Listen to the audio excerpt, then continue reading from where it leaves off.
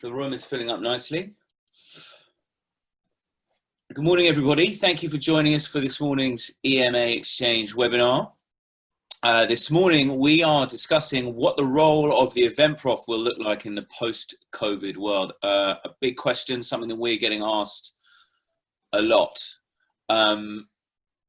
As you know, or some of you know, this is a weekly occurrence. We run a webinar every week, every Thursday, discussing sort of the bigger picture topics for the events industry. Also, just a couple of notes on things we have coming up. Next Tuesday, we have our Senior Leaders Network discussion, which happens every Tuesday morning, led by Richard Waddington, our chair. We haven't decided on a topic for next Tuesday. We're waiting for the government announcement on Sunday. So we'll announce that on Monday morning. But if anyone is a department head or a team leader and is not a member of our Senior Leaders Network, drop me an email, james@ema-uk.com. In 2 weeks' time, we'll start rolling out a number of masterclasses and other developmental type sessions, as well as our weekly webinars, our Wednesday wellbeing webcast, and our Tuesday senior leaders discussions. Just a bit more housekeeping. We have the chat function. Please feel free to use the chat function, post comments or any questions, and also the Q&A function. We will try and get around to some questions if you have any as we go on. Now, enough from me. I'm going to hand over to Martin Fullard, the editor of Conference News, to run proceedings from here. But once again, thank you all for joining, and I will see you at the end. Marty, over to you. Thank you, James, and good morning, everybody. Now, today, as James said, we're discussing the role of the event prof in the future. What skills are you going to need? And I'm delighted to be joined by quite an expert panel, which I will now ask to introduce themselves. I think we'll go in clockwise as they appear on the screen to me. Paul, please introduce yourselves to our audience. Okay, so my name is Paul Cook, and I'm an events content writer, so I get the joy of writing about all things connected to events. That's one of my loves, but the other big love that I've got is producing and specialising in hybrid events. And when I'm not doing that, I do some visiting and lecturing at the University of Westminster. Thank you. Robert. Hi, morning everyone. My name is Robert Kenwood. I'm a specialist recruiter in the events and experiential sector. I've been a recruiter and events specialist for over 20 years now. And for the evasion of doubt, if you don't know him, I'm surprised you're even here. Richard. Yeah, thanks, Martin. Richard Waddington, chair of EMA, here to support the industry, all our members and everything else. And I want to kick off, Marty, by also thanking you for everything that you're doing for the industry overall. I think you're doing an amazing job, banging the drum, getting the message out there, galvanizing and pulling everyone together to help protect as much as we can this extremely important, vibrant and viable industry. Thank you, Richard. It's a privilege to serve such a fantastic industry. And only this morning, everyone, I've received a letter back from the Tourism Minister, Nigel Huddleston. I haven't actually read it yet because I had to come in here and do this. So hopefully the response will be positive. But thank you, Richard. Now, I'd like to just start with perhaps some big thoughts for a Thursday morning.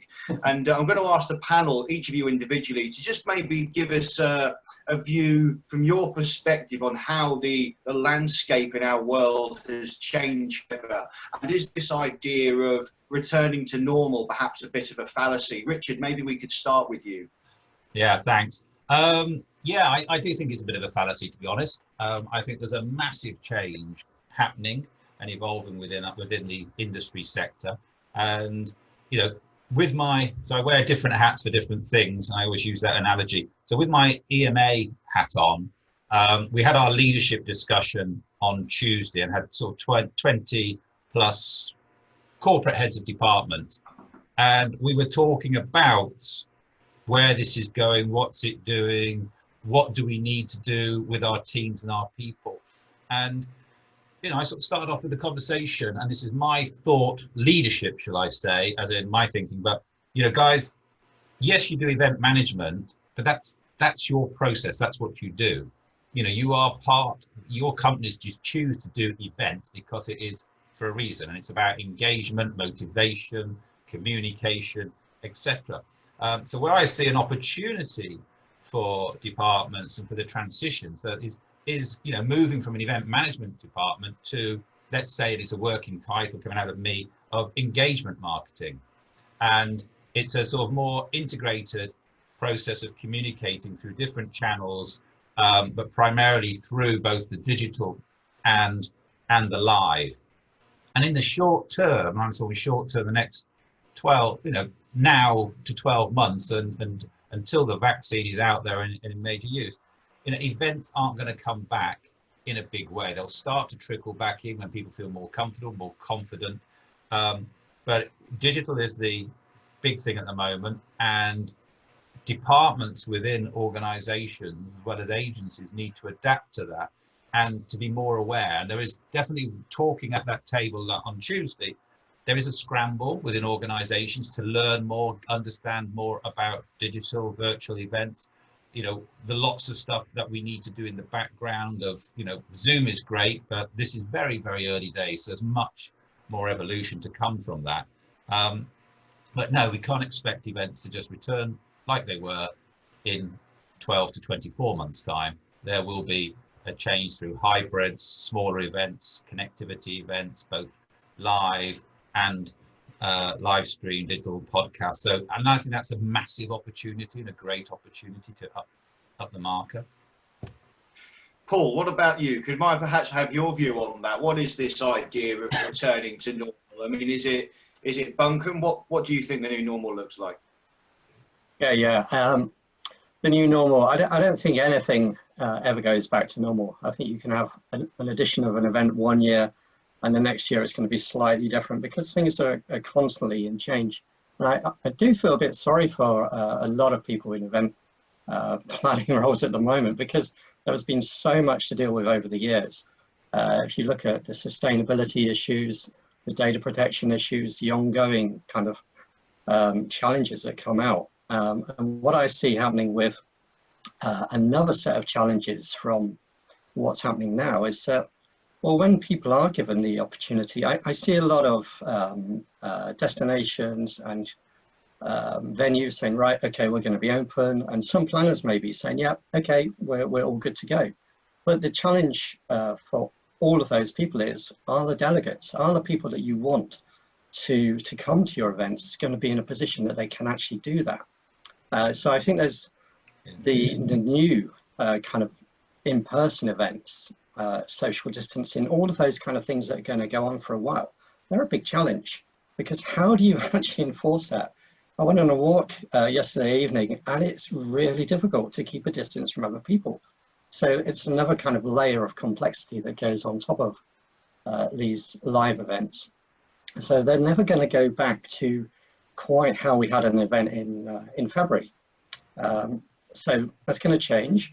But if it leads to better ways of doing things, if there is more kind of hygiene, sanitation, that maybe should have been there originally anyway, then that's got to be a good thing. But also, I think what this is doing, to Richard's point, is enabling us to look at the other types of events that are out there and thinking, okay, not everything has to be in person. We can switch things up. We can use virtual, we can use hybrid events. So it's having that toolbox. And I think that will be probably the biggest thing for people to understand, that an event doesn't necessarily mean people meeting physically. So I think that is a good thing to change. But yeah, going back to the way it was, it isn't going to happen. Just look at the Parliament right now. Parliament UK is in hybrid mode. You've got people sitting in the House of Commons, and then you've got people coming in remotely as well. They've never done that, and that's a good thing to see. So I think there are lessons that we can learn from what's going on outside. But straight answer, no, it won't go back, because it can't go back.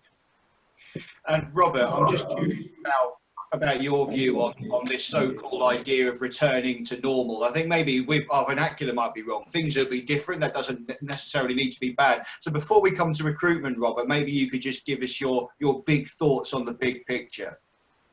I mean, using Richard's terminology, putting my sort of, when I was event delivery side, event planning side, I'd say there probably wasn't a normal in the first place. That's probably the first thing. I think what I've seen from this, though, on a positive front, is I don't think there's ever been as many eyes on the sector, and I mean sort of travel, MICE, events experience. I think there's a lot a lot of people waking up to not only the value of live events, but actually what it does for the economy, what it does for the wider audience, rather than, you know, and we've all been there, we're party planners, you know, we're fluffy party planners, which is events. I think that's been a real positive for me, is the landscape has changed, that we're no longer seen as that. I think the other side of the thing is with those more eyes on the sectors, I think there's an awful lot now moving forward. There'll be a lot more focus on the after event. So rather than just the creativity and the content, it's obviously with budgets, you know, stretched and people wanting more for their money, there'll be a lot more focus on the comms, the legacy piece. You know, there'll be, I feel there'll be all those ROI discussions we had before that tended to end up in feedback sessions as everybody was happy and it was exciting, will turn into what's happened to that message, shall we do this again? So I think there'll be a lot more drilling down on the costs against return. And personally, I think, you know, things like the transient market, the meeting market, that's probably going to be the biggest change, in that, you know, we won't be flying overnight for a morning meeting that was a quarterly appraisal anymore. You know, that will be done by Zoom, because both environmental and financial. And a lot of the agencies I speak to, where we've talked about, you know, pivoting to live, you know, this isn't smashing a live event strategy onto virtual. That is not a business plan. But I think it'll be a lot more production led. I think we'll see the online, and we talked about this the other day, Marty, that sort of Glastonbury approach, where you have this phenomenal event and this phenomenal sort of production led environment. Obviously not the cost of the BBC, obviously, but I think what will happen is you'll see the integration between the two events, you know, switching over content between the live and the event, because the whole point of having virtual, as you know, is more eyes on the brand, more eyes on the message. And there is no message, there is no content without the event. So I think, whereas before they might have spent, I don't know, £1 million on an event, they'll probably spend £500,000 on the event, 250,000 on the production, the live, and therefore they're spending less, but there's much more focus on the content and the delivery in the after. That's sort of what I feel and what I'm hearing from, you know, all my discussions with agency owners and senior candidates. Thanks, Robert. So before I come back to you with the recruitment processes, Paul, I'm going to come back to you and see if you can maybe outline for our audience the digital skills that might be needed when we're allowed to run events again in the future, you know, in whatever form that might be. Where can people learn these skills, and what considerations should be made in order to get ready? It's a great question. I love these questions at this point. I think the digital skills are one thing, technology, computer skills. I'm not sure that people need to do that much more than they're already doing in terms of being kind of computer literate, because most people can get around a keyboard fairly well. They're used to signing in online, they're used to copy and pasting and uploading photos. I don't think those kind of things are going to dramatically change, but I think what the key skill is going to be is around, there'll be some more kind of soft skills around communication and how that's really helping with some of these events that we're talking about. But knowing where you get the information is going to be a key thing for people. So where do you go to find this? And I think there are a number of places that you can look at. You can look at your trade associations, you can look at other membership bodies, because they're churning out all sorts of training and things that can be done around this. There is actually a PCMA digital event strategy certification that people can take.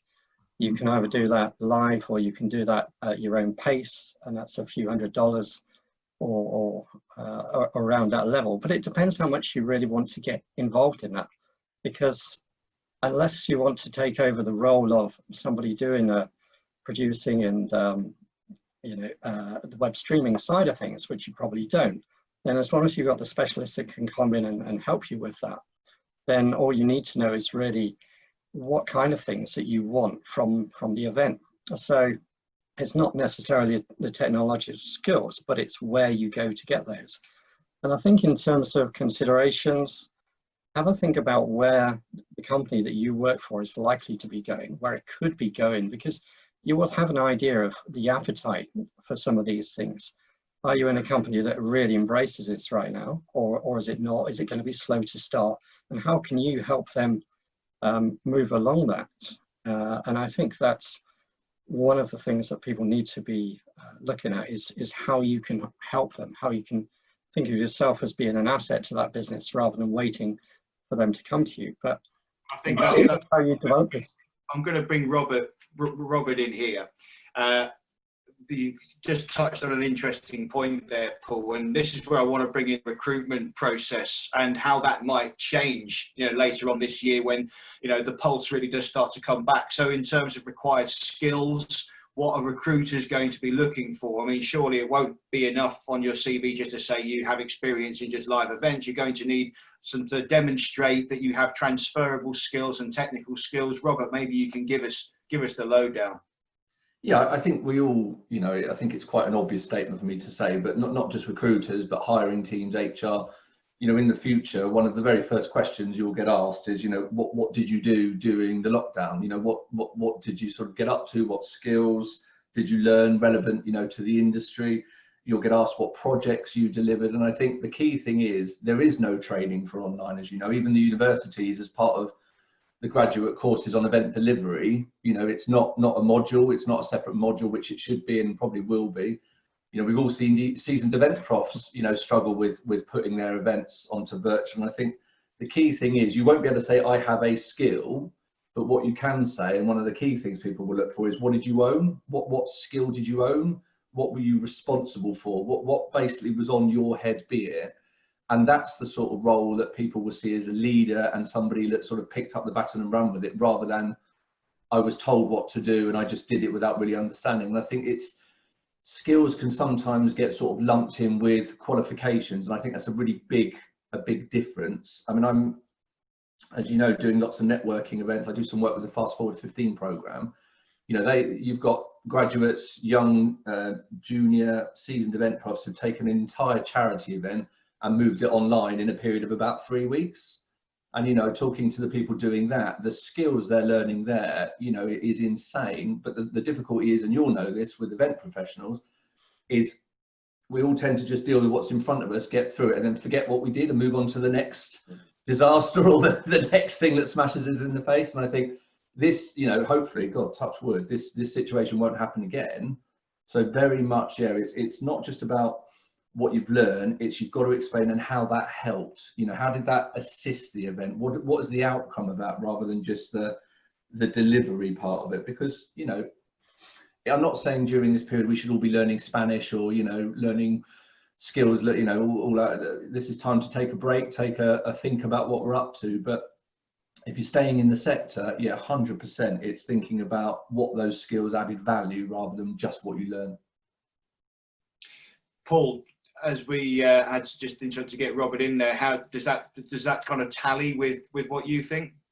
Absolutely does, Martin. It's one of those things we've been speaking to at universities about, a separate kind of module that people can do so that they do get that understanding of what these hybrid and virtual events can look like, because there isn't that at the moment, and there's not also a lot of literature around this currently. But that will come. And I think it's dead right what Robert was just saying a moment ago about being able to capitalize on those skills where you've worked on events. It's so easy to forget the kind of things that you've picked up along the way, and how those can help you go forward. So yeah, I agree with that. I worked on an event about 3 or 4 weeks ago now. It was for the GMID Goes Virtual. And basically it was because the GMID day wasn't going to happen in its normal format. So we decided, okay, let's put this onto a virtual platform. And we did. And I was invited into the project about 2 weeks after it started. It started from a single tweet of this girl saying, why don't we go virtual? Let's see if we can break a Guinness record. And when I got there were about 40 odd event professionals already working, and they were collaborating. They came from different parts of the globe. They were working on different things that maybe they weren't doing in their day job. And it was a great event. We got 12,500 people to a 30-minute session on the 14th of April. Now, to Robert's point, to be able to be on one of those events and say, okay, what did you do? Well, I did this and I did that and this helped. I think this is invaluable that we collect those experiences, because I think one of the keys is going to be how you learn to interact with people that you may not have come across currently, how you get those communication skills going so that you're like a session musician that can go in and basically deal with any kind of band that you have to work with. So digital skills are one thing, but I think communication skills are going to come to the fore a lot more now.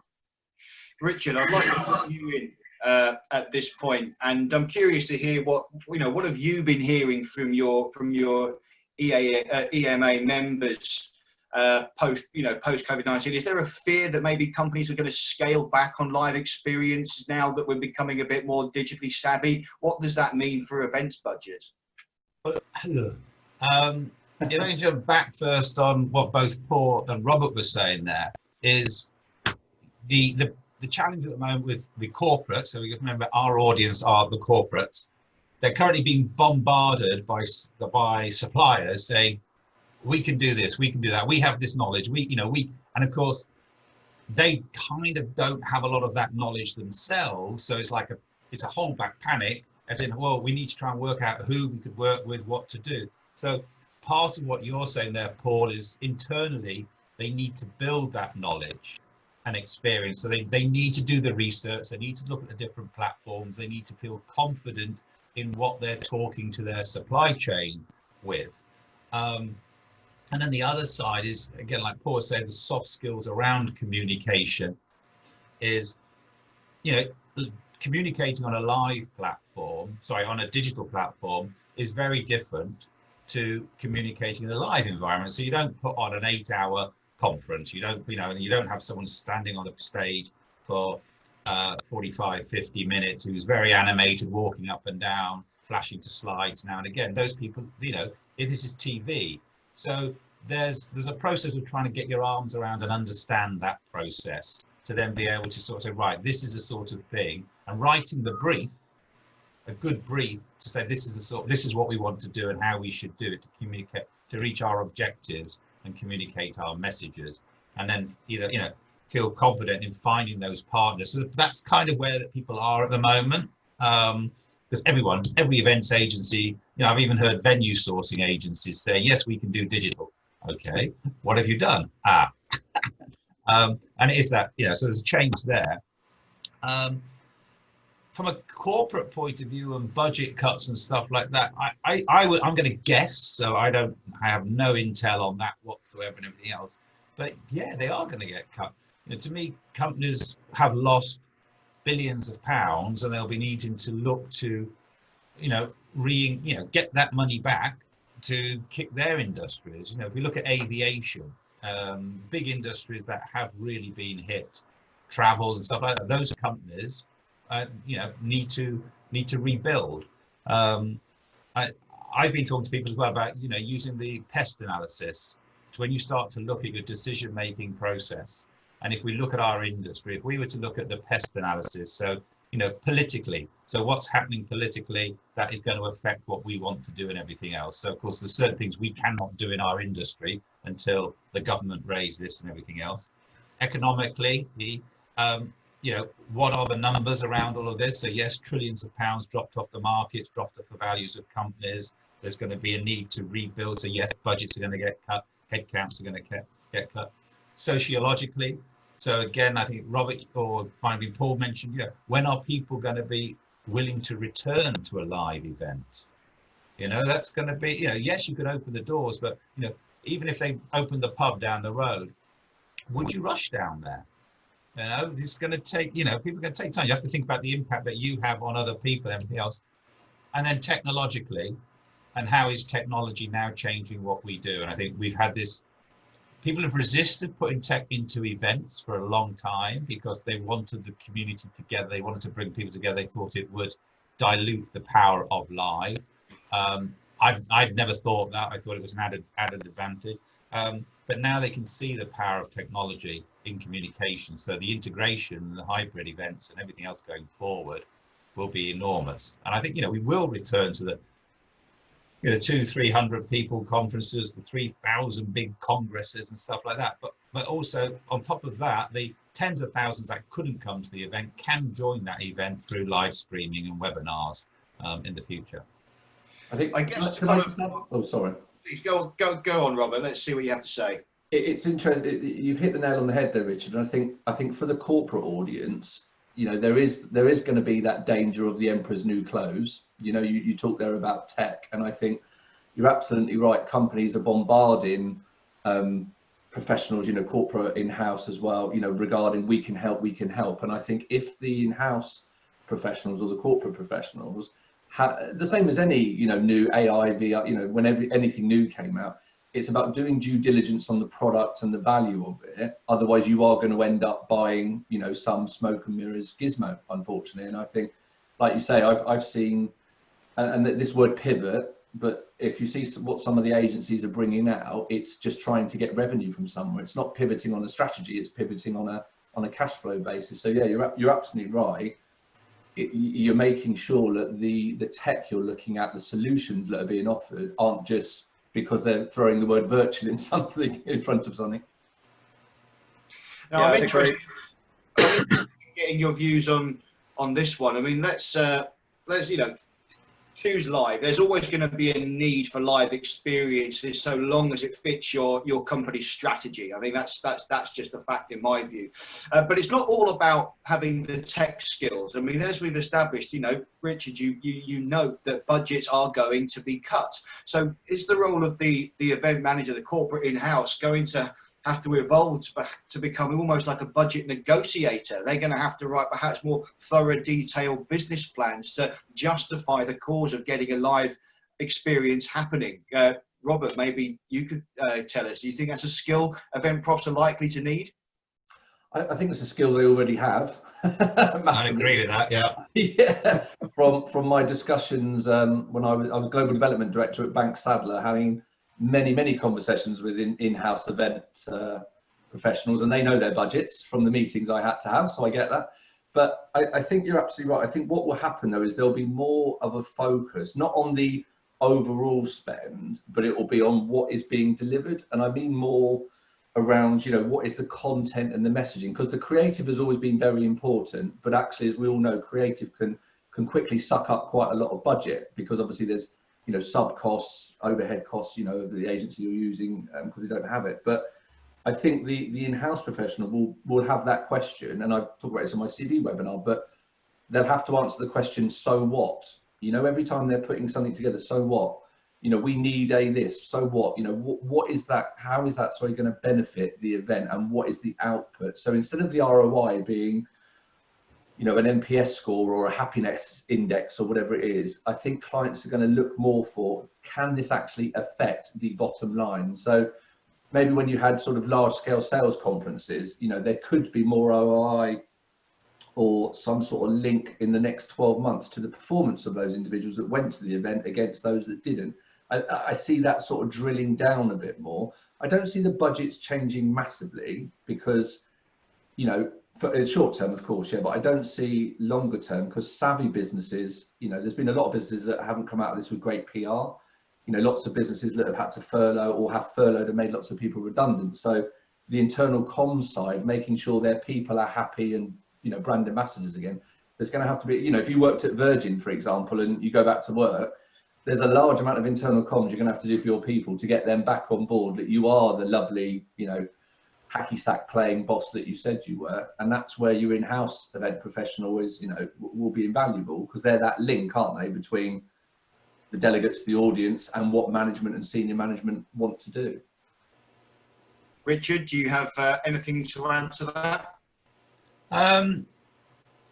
No, absolutely. The internal events team are very savvy on budget management and everything else.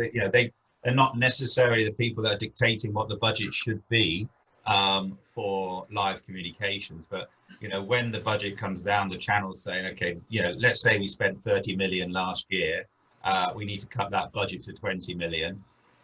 Then they will be sitting down with their corporate comms manager or their divisional head, departments heads, and saying, okay, well, this is where you need to cut. You can't do the same of what you did with that amount of money. You know, do we go from the Four Seasons to the Westin, or I shouldn't name another hotel, but anyway, a smaller brand, Holiday Inn or something. You know, that's not going to, or do we take that training conference online. We've now seen, the beauty is now we've seen what digital can do, and we're still very early. This digital communications will change and evolve a lot. So, you know, yes, there is a way of doing certain things, and then more hybrid things, and doing smaller groups, but a wider audience. That's a lot of people online. We've got a question coming from the audience, and it's going to actually relate to something I had noted down for Paul. So I'm going to ask you, Paul, to contribute to this one. The question says from an anonymous reader, an article that says live experiences are face-to-face, virtual, digital broadcast, or a combination of them all. I think what we're getting at is, how do you design an event which does encompass, you know, a live event that does encompass the digital and the hybrid element? How do you design one? How do we summarize that in about 4 minutes? I think it comes back to what the guys have been saying already, what Robert was talking about, outcomes.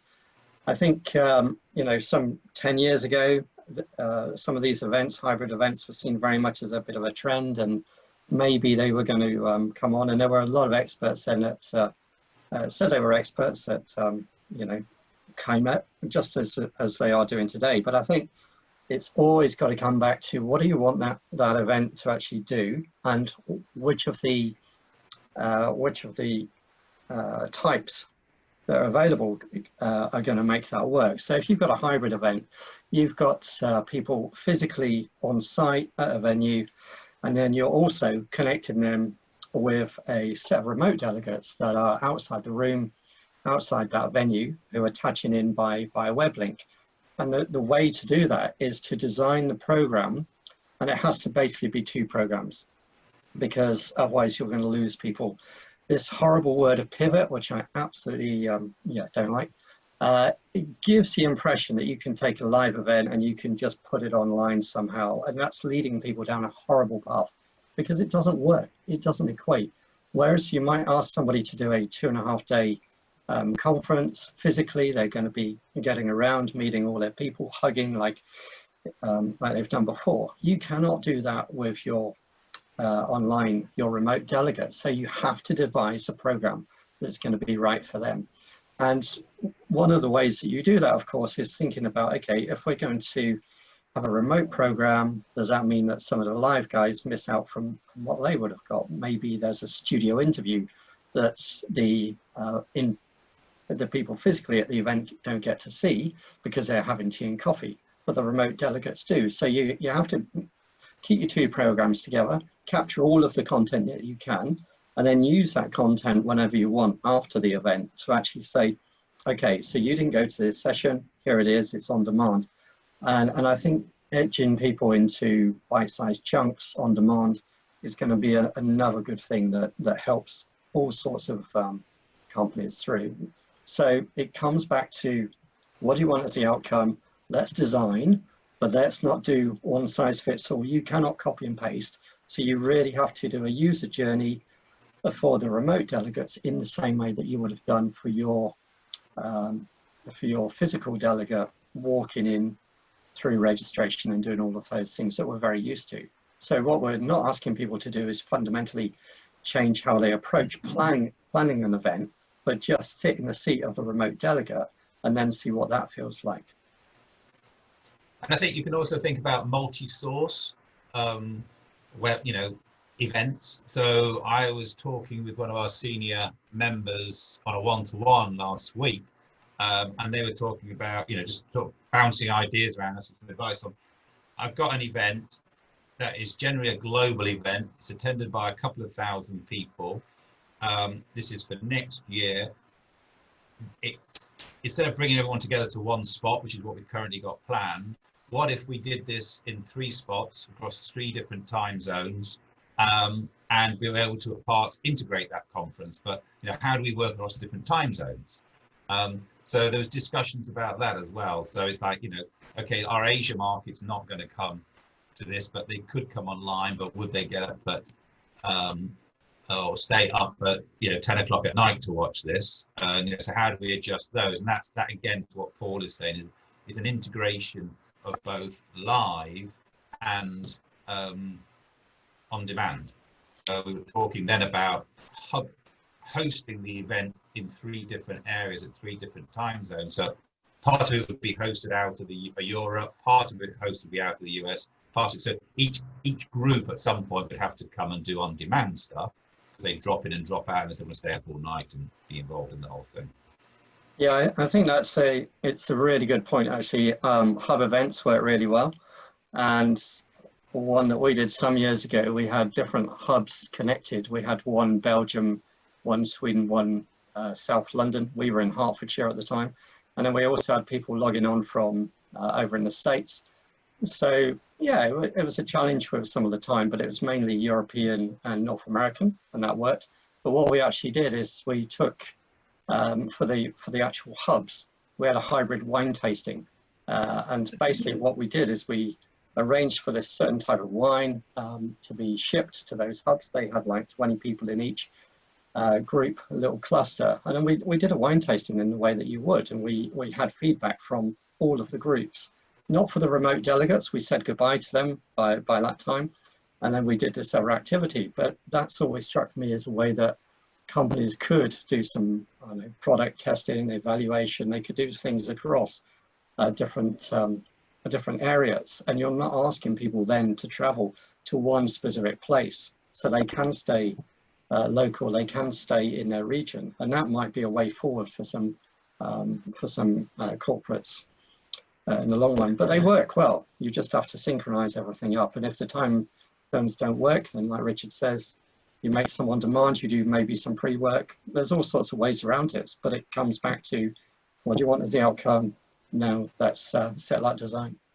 We've got a few minutes left. I've got a question that came from the audience before we came online, and I'm going to fire it at Robert because it ties into one of the other things I wanted to ask him. And it just said, what are people currently doing to ensure they're ready for life on the other side? And I guess, Robert, you and I spoke earlier this week, and there are things that profs need to consider, something, you know, such as explaining a gap on your CV, perhaps, or people are worried when people are going to start recruiting again and so on. Perhaps you could give us a rundown on perhaps what basic practical measures event profs can be taking right now if they are surrounded by uncertainty. Marty, sorry, can I jump in there? Because sorry, and we're short of time, but most of our members are members. They're in corporate businesses and everything else. They're not necessarily currently looking for a job. They're looking at how they need to evolve their job. I think the two things go in line. Yeah. But what do I need to be doing to evolve my role, to learn, and where do I go to learn some of this stuff? So, you know, my big message to everybody: be proactive. Don't wait to be asked. Start looking at webinars, look at things of what worked, what didn't work. Like Paul was talking about, you know, what is good communication, what is bad communication, what is good behavior on a site, bad behavior, how do I advise an exec on the backdrop of his room, and those sorts of things. I think that, you know, you can integrate those two things absolutely, but yeah, sorry. No, I think you're right. I think on the in-house model, I think what we will see, and I'm starting to see it already with clients on the agency side, but obviously, you know, that links in as well, is I actually think this is almost a new revenue stream for agencies and also a new career path for people in-house. I think what you'll see is, as well as just having a head of events role maybe in-house, you'll actually end up having a head of virtual or a head of live. You'll start seeing those as different companies, and I think that's quite a positive, especially, you know, your larger corporates that are doing, you know, events and comms is part of their, you know, their overall communication strategy and employment program. I think that's something I've definitely seen, and of course nobody at the moment has got those skills. Maybe, you know, say 30-50% that they've learned over time, but I think now is the time to really be adding to your portfolio, so that when those discussions are having, you're the one speaking to the exec, you're the one saying, I can pick up that role, because I guarantee you, the same as probably what, 5 or 7 years ago, there was no corporate social media manager, probably marketing manager was someone that did the mail merge, you know, whereas now that's an integral part of an event strategy. I think the same will be happening with the digital, the online, the virtual. You'll see a whole new industry, whole new division spawn from that, and that's quite positive. And I think from the agency front, when corporates are dealing with them, they'll now be the same as if you had a production agency you were dealing with, and an events and a creative. you'll have a virtual agency that you will then have to have as a supplier and understand their sort of chain and how that adds to it. And you know, that's an exciting thing. That's more jobs, more careers, more revenue, and more ways to spend people's money. Yeah, I mean, I think absolutely right. The concept, I disagree with you about having a head of events and a head of virtual, because to me, this is why I sort of started off my piece about, you know, moving from the word event management department to the engagement marketing department as a working title, because it should now be a much more integrated approach through different channels, different platforms that are all, you know, the two should be absolutely integrated with perhaps with also ongoing other stuff, and you know, simple things like, and I talked about the backdrops. Here you are with a very professional backdrop, Robert, looking absolutely brilliant. Everything else, you've got your brand across and everything else, and here the other four of us in our living rooms or private separate bedrooms and stuff like that. But that's it. And also how you turn up and how you dress and present, how you speak, how you come across. The skills need to be able to help those advise and mentor trainers, speakers who are going to come to those platforms. So corporates need to be able to do that and be able to work out, how do I nudge somebody to be a little bit better? How can I show them here's a good example, here's a poor example. That's great, and I think we've just hit the timer there, so I'm going to thank our panelists, Paul, Richard and Robert, and hand back to James Hitchin. Thank you, Martin. Thanks, everybody. That was a really great discussion. Thank you for everyone who has tuned in live, and if you're watching on demand, thank you. I will be putting this out as a video posted on the EMA website in due course, probably just after the bank holiday weekend. Like I said, we've got lots coming up, including our standard weekly webinars, our Tuesday senior leaders discussion. If you would like to join that, you're a head of department or a team leader, drop me an email, james@ema-uk.com. We have our weekly Wednesday wellbeing webcasts. And then next Thursday, obviously, we'll have another EMA Exchange. And then beyond that, we'll be running a series of masterclasses to help with professional development, upskilling, all of those sorts of things. Thank you to the panel. Thank you, Paul, Robert, Richard, and thank you, Martin. And once again, I'd like to echo what Richard said. Thank you for all you're doing, Marty, to support the industry. Thank you, everyone. Have a great bank holiday weekend, and I will be in touch soon, sooner rather than later. See you later. What's a bank holiday?